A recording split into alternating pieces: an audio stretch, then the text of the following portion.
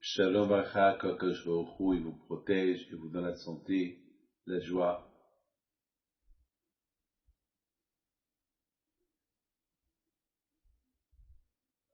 Nous avons parlé pendant cette semaine de beaucoup de choses.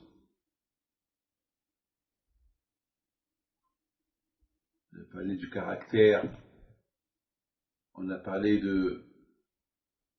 on ne peut pas changer la nature, c'est un travail pour changer une nature. On a parlé du miracle impossible, on a parlé de comment on trouve un mazal. Et Rabotai, aujourd'hui, nous allons parler de Yaakov et Esav. Yaakov et Esav, ils étaient deux frères. Les deux, ils ont grandi dans la maison de Abraham Avinu, de Yitzhak Avinu. Ils étaient les enfants de Rivka. Rivka, c'était une tzadékette. Rivka, elle a vécu avec des Shaim à Haran, elle n'a pas appris d'eux. Rivka, était convaincu, avec une conviction, qu'il n'y a que Akadosh Baruch Hu. Donc, a priori, Yaakov et Esav, avec de tels parents, ils devaient recevoir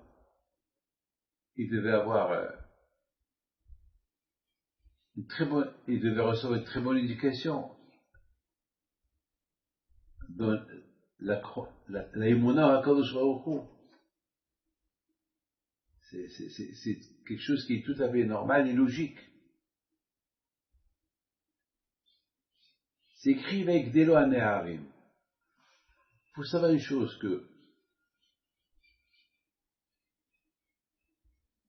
que Yaakov et Esav, ils étaient à la yeshiva les deux. Et Esav, il a connu Abraham Avinu. Parce qu'Abraham Avinu, il est mort lorsque Esav, il avait 14 ans. Donc, beaucoup de fois, ils étaient tous ensemble, le vendredi soir.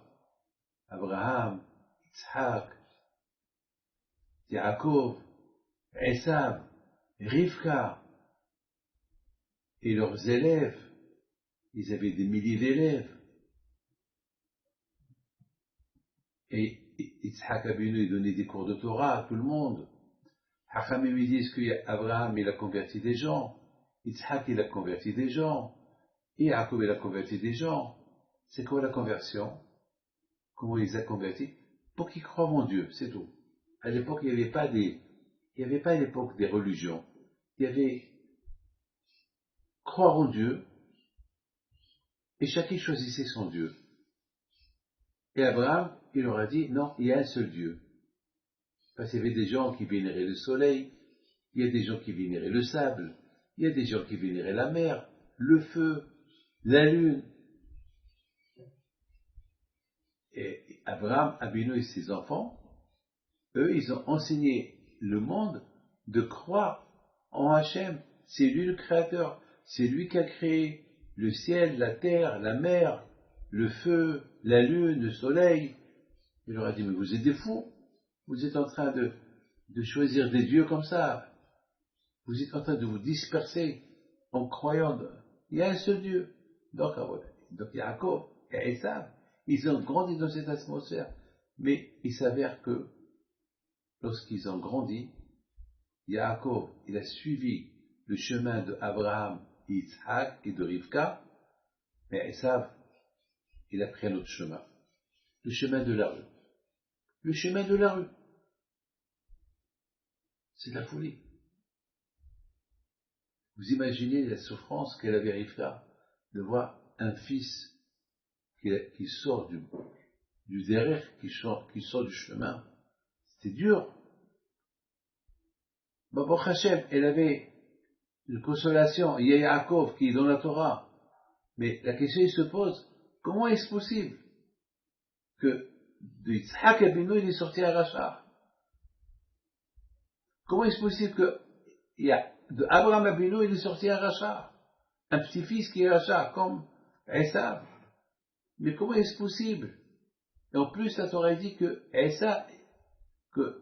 Yitzhak Avinu, il aimait plus Esav que Yaakov. Il savait qu'il est rachat. Il savait qu'il le fait tromper. Il savait ce qu'il fait. Il est devenu aveugle à cause de l'idolâtrie de ces femmes. Ces femmes, ils faisaient des sacrifices à l'idolâtrie et avec la fumée des sacrifices qu'ils faisaient pour l'idolâtrie, il s'est aveuglé. Ça l'a aveuglé. Et comment il aime? Mes amis, dans la Torah de la paracha de Toledot, c'est écrit que Yitzhak Avinu, il avait 40 ans lorsqu'il a pris Rivka. La fille de Bethuel, le malin, est la sœur de Lavan. Rivka, son frère, c'est Lavan. On sait très bien que Lavan, après, ses deux fils sont mariés avec Yaakov Avinu. Mais voilà, ici, on nous parle de tout ça. Maintenant, la question qui se pose, pourquoi la Torah, elle nous raconte que Rivka a été la fille de Bethuel, la sœur de Lavan? Rachi sur place, qu'est-ce qu'il dit? La Torah veut nous apprendre que Rivka, elle a vécu avec deux Rishaïm, son père, Bethuel, et Lavan, son frère, qu'ils étaient idolâtres, elle n'a pas pris d'eux. Elle a choisi son chemin. Comment Rivka est arrivée à découvrir Hachem? Eh bien, avec la réflexion. Chacun ici qui est Hachem. Le monde, il n'a pas été créé de lui-même. Vous savez, une fois, ils ont demandé à Albert Einstein, lorsqu'il était vieux, ils lui ont dit, maintenant que tu as vieilli, maintenant que, après que tu as fait monde des merveilles dans le mathématique, et tu as fait des études, tu as fait découvrir des calculs, etc., et tu as réalisé qu'il y a Hachem, parce que vers la fin de sa vie, il a commencé à croire, et il a dit, tout ce monde-là, c'est la physique, tout ça, il y a un créateur. C'est pas possible que tout ça est venu. Alors, ils ont posé la question. Alors, maintenant, publiquement, est-ce que tu crois en Dieu ou pas? Vous savez ce qu'il répond? Il a dit, une fois je suis parti dans une librairie, une bibliothèque, et je vois, c'est la de New York, et j'ai vu là-bas des millions de livres, de tous les sujets. Et je les regarde, et je monte les étages, et je vois. Et je dis, attends, tous ces livres-là, toute cette bibliothèque-là, avec son contenu, il y a des auteurs, il y a ceux qui les ont écrits. Ils n'ont pas écrit d'eux-mêmes. Donc, j'ai pris la décision que ce monde-là, il n'est pas fait, il n'a pas été créé de lui-même. Il y a quelqu'un qui l'a créé. Le Hazon Ish Alav Shalom, il dit une phrase extraordinaire. Il dit, j'ai pas besoin de voir la bibliothèque pour déduire de la bibliothèque qu'il y a ceux qui ont écrit ces livres. L'Emunah ou Hachem, elle est en nous déjà. On est né avec l'Emunah. Qu'il faut la développer, il faut la travailler. Il n'y a pas un qui n'a pas l'Emunah. C'est impossible. L'Emunah, elle est en nous. Il faut la travailler pour l'avoir, pour la maintenir et ne pas la perdre. Esav, il avait l'Emunah. Il est né avec l'Emunah. Lavan, il est né avec l'Emunah. La preuve, son oncle Abraham Avinu, il était le maître de l'Emunah, il était le roi de l'Emunah. Qui comme lui? C'est lui qui a inculqué l'Emunah en Dieu à tout le monde. Les amis, Lot, il a vécu avec Abraham Avinu. Il a suivi des épreuves avec Abraham Avinu. Et comment est-ce possible que l'autre est devenu rachat après? Parce que être tzaddik, c'est pas un héritage, il faut travailler. C'est tout. Être un tzaddik, c'est pas un héritage. Et ça se travaille. Vous savez, mes amis, celui qui veut du blé, il jette les grains. Mais il faut labourer. Il faut que le grain rentre à l'intérieur pour avoir des tiges, pour avoir du blé. Il y a un travail. Il y a l'émouna en eau, il y a le blé en eau, mais il faut le travailler. Il faut labourer. Le corps, il faut labourer la terre pour qu'il y ait le fruit qui va sortir plus tard. Mes amis, tout dépend de la personne. J'ai eu beaucoup de peine. J'ai vu hier un rabbin, BMS, ça fait de la peine. C'est un grand rabbin, ça dit, il a rendu tchouva à beaucoup de gens. Et son fils, il fume Shabbat. Vous voyez que la émouna, c'est pas un héritage. La religion, c'est pas un héritage. La religion, ça se travaille. Donc, c'est ça la réponse pour comment est-ce possible? Pourquoi la Torah nous parle que Rivka, elle était la fille de Bethuel qui était Racha, qui était malin, la sœur de Laban qui était Racha, qui était malin, pour nous dire que même que Rivka, elle a vécu avec eux, comme qui dit Rachi, n'était pas comme eux, était tzadéket. Et eux, ils voient Rivka, qu'elle est tzadéket, qu'elle suit le chemin de Abraham Abinu. Ils n'ont pas appris d'elle. D'après, vous voyez, Yaakov Abinu, lorsqu'il est parti s'installer chez Laban, il est resté chez lui là-bas. Presque 22 ans, il est resté chez lui. 22 ans, il est resté chez lui. Vous vous rendez compte? 22 ans. Il a fait les 12 Shevatim, 12 Tzadikim. Et Laban, il voit ses filles, Léa et Rachel, des Tzadkaniot, qui donnent une éducation de Emouna à leur enfant, et lui, il n'apprend pas d'eux. Parce qu'il a choisi sa voie. Mes amis, tout est entre les mains d'Hachem. La santé, il vous la donne. L'argent, il vous le donne. Trouver un mazal, il vous aidera à l'avoir. Tout ce qu'on veut, on peut l'obtenir d'Hachem. Sauf une seule chose. La crainte d'Hachem, ça c'est ton travail. Tout est entre les mains des ciels, sauf la crainte de Dieu, ça c'est ton travail. Si on te donne tout du ciel, alors c'est quoi ton but? Tu vas travailler quoi si on te donne tout?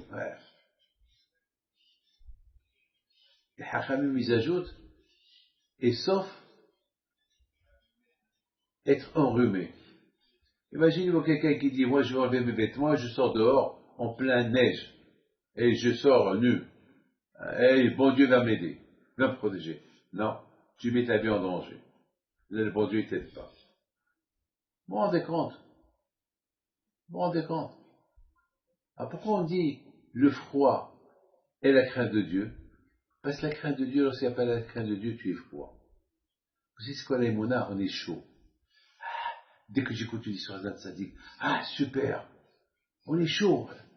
La Avodat Hashem, on est chaud, on est motivé, la chaleur. Et c'est quoi un froid? Le froid, c'est tu racontes une histoire d'un tzaddik, et le monsieur il est en face de toi, sans réaction. Beaucoup de fois, je donne un cours de Torah, et je vois des gens qui me regardent comme ça, comme des statues. Ils sont froids. La chaleur, c'est celui qui bouge. Voilà, il est motivé, il veut écouter. Il veut, c'est bien ce qu'il dit le Rav. Ouais, super. Il rigole lorsqu'il y a des choses de bien. Et une fois, j'ai donné un cours de Torah, et j'ai raconté des histoires, des blagues dans le cours de Torah, et pour faire rigoler quelqu'un qui était comme une glace. Comme une glace. Il me regardait. Et j'ai raconté une histoire que tout le monde a rigolé, tout le monde s'est éclaté de rire. Et lui, il regarde. Du contraire, il regarde les gens qui rigolent. Et il se lève et il part. Ça n'intéresse pas. Eh ben ça c'était, comment ça s'appelle? C'était Esav. La malice de Esav était qu'avec tous les cours de Torah qu'il écoutait, il disait oui, il n'a pas qu'il faisait semblant. Mais dans sa tête, ça ne pénétrait pas. Ça ne pénétrait pas dans sa tête.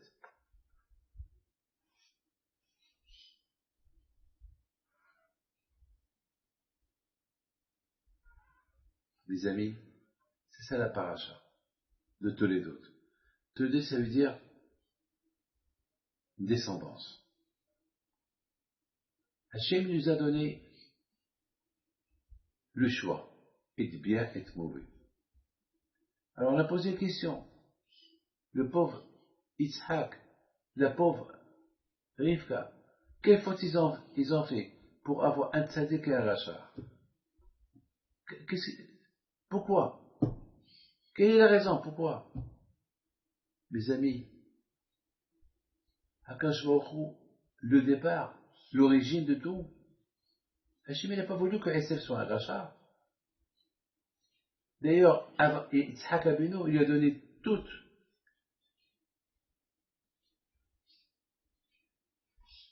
sorte d'espoir pour le sauver. Même Yaakov Abinu, il voulait l'aider. C'est lui qui a choisi sa voie. Et c'est ça le judaïsme. Le judaïsme, on n'est pas forcé d'être juif. On n'est pas forcé de faire la religion. Choisis. Mais sache que chacun de nous, il est né avec la émouna. Tu ne peux pas venir demain et dire quand je vais je suis désolé. C'est dur pour moi de croire en toi. Non. Tu es né avec la émouna. L'émouna, on l'a depuis Abraham Avinu, depuis Abraham, Yitzhak et Yaakov, on a cette émouna-là. Cette émouna, elle est en nous. Vous savez, mes amis, que lorsqu'on a eu des juifs à la Shoah, qu'ils ont donné leur vie pour Hachem, c'est parce qu'il y a eu quelqu'un qui a donné sa vie pour Hachem, qui s'appelle Yitzhak Avinu.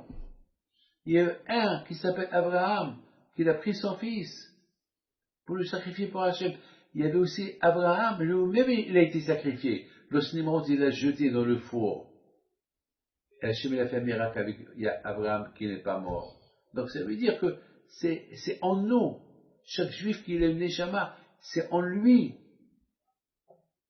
Il y a cet amour de Hakadosh Baruch Hu. Mais à lui de la développer. Et ça pareil, hein.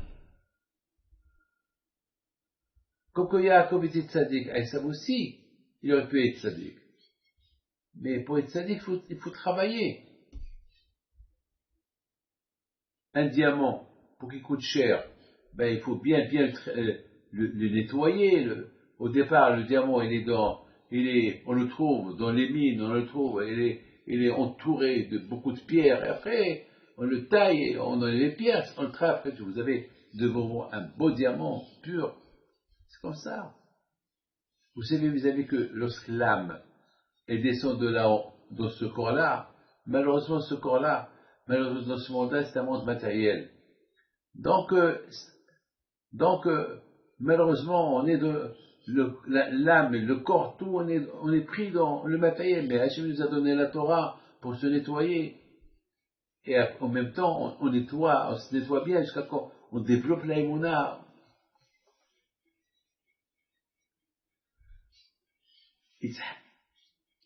Esav, il a vu des miracles. Il a vu son père qui était sacrifié. Le sacrifice de Yitzhak. Il a vu des choses extraordinaires. Mais est-ce qu'il a changé? Non, parce qu'il n'a pas voulu. C'est comme qu'il dit le Ramhal. Le Ramhal, il dit, il y a un aveugle, parce qu'il est né aveugle. Il y a un aveugle qui fait l'aveugle. Il n'est pas aveugle, il voit, mais il fait l'aveugle. Il fait semblant qu'il ne voit pas. Il y a beaucoup de gens qui font semblant qu'ils ne connaissent pas, mais ils connaissent. Et c'est ça. Elle est de Yitzhak.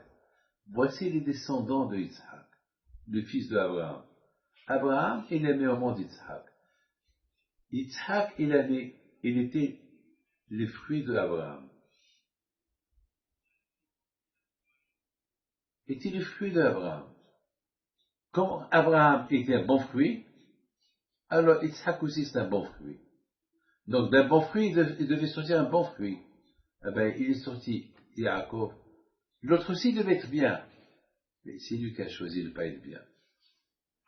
Mais mes amis, le fait que Esav, il était le fils d'Yitzhak Avinu, et qu'il a respecté beaucoup son père, et il y avait des moments qu'il voulait faire tchouva, alors Hachem il a fait que de Esav, il est sorti un prophète, Obadiah le prophète.